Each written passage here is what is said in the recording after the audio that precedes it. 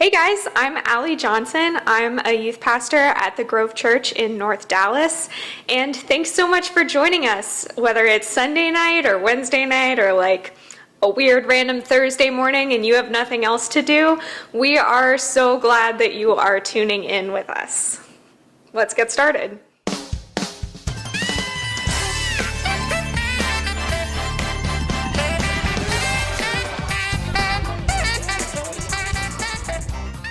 So the story I want to talk to you guys about today is one that I think everyone will be familiar with.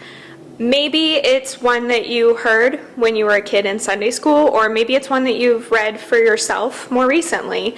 My Bible calls it Jesus cleanses 10 lepers, but in other places it'll be called Jesus heals 10 lepers.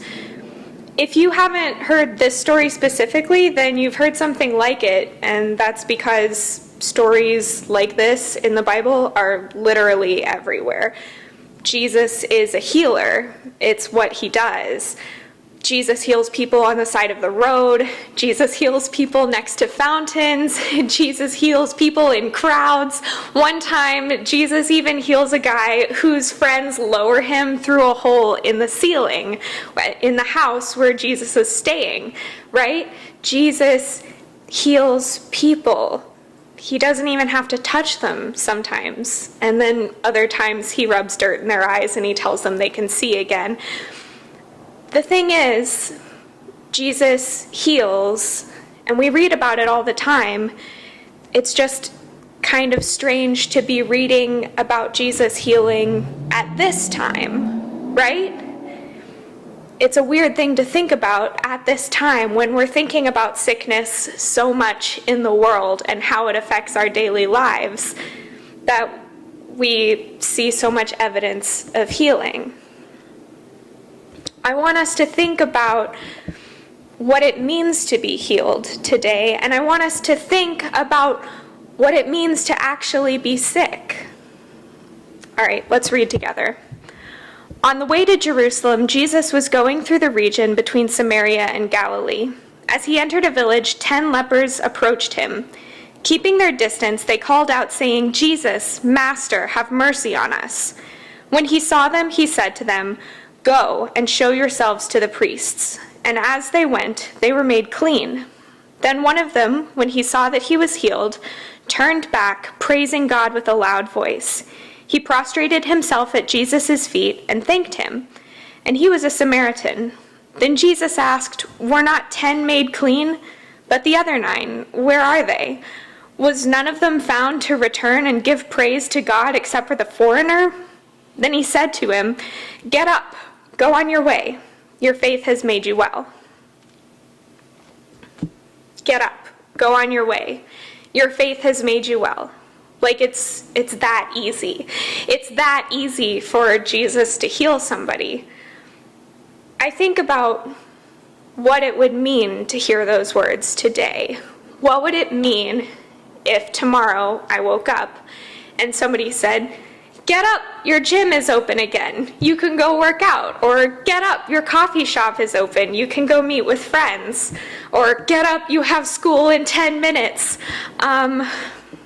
And what it would mean.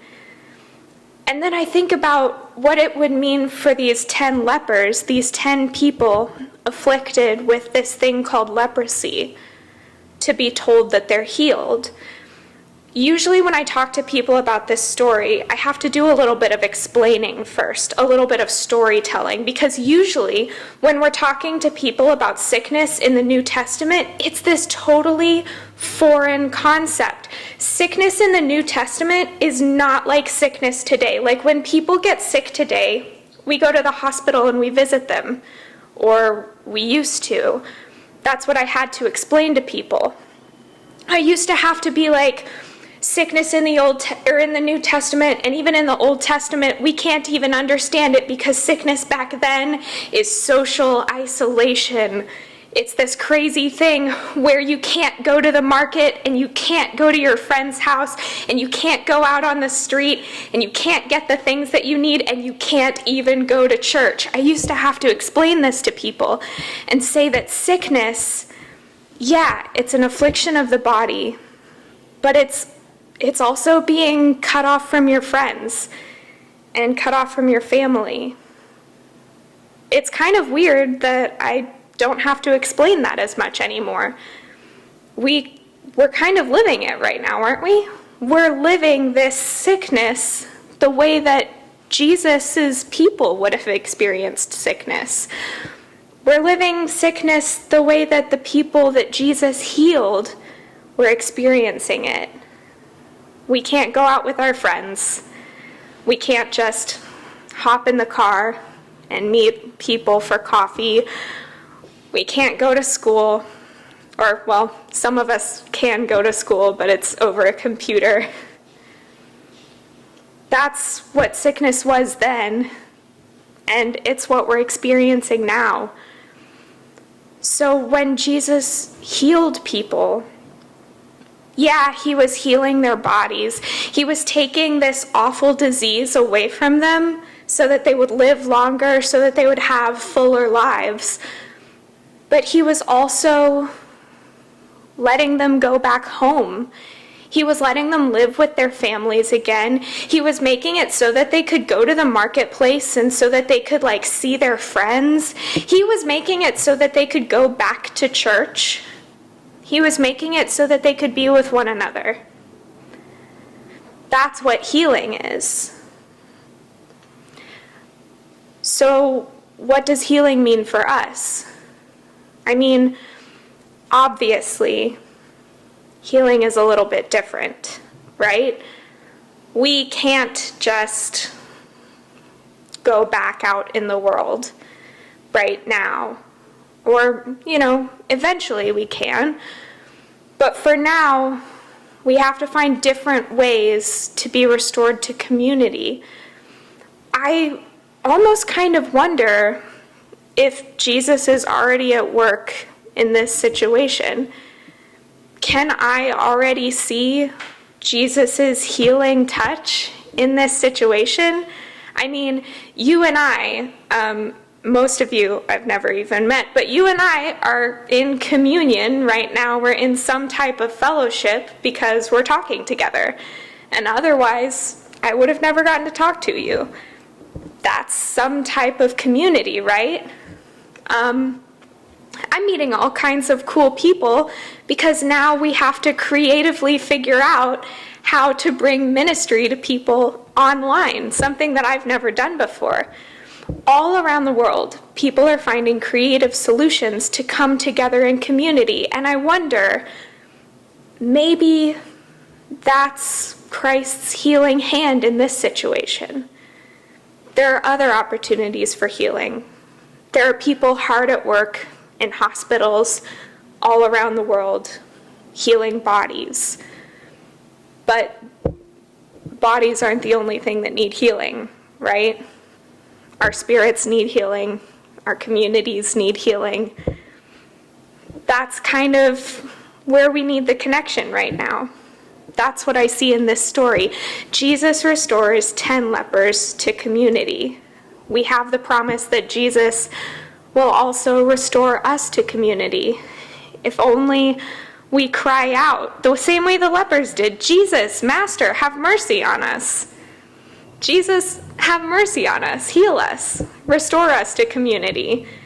Teach us how to be with one another, right?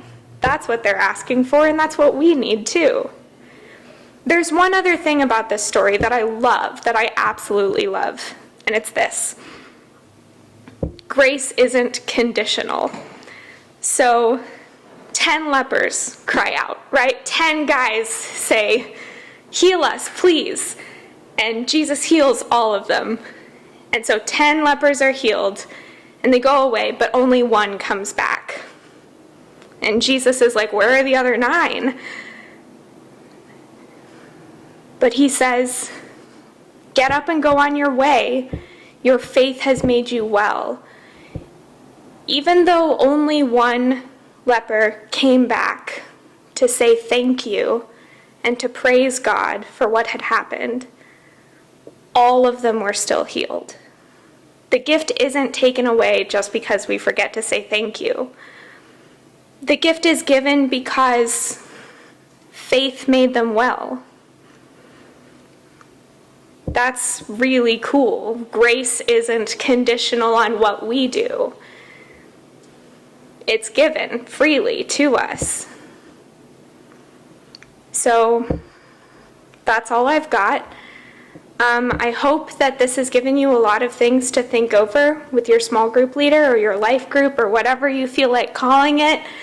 Maybe you don't have anyone to talk about it with because you aren't set up for it yet, and so maybe talk it over with some friends or talk it over with your family or whoever you're trapped with. You can talk it over with a dog. I won't tell anyone.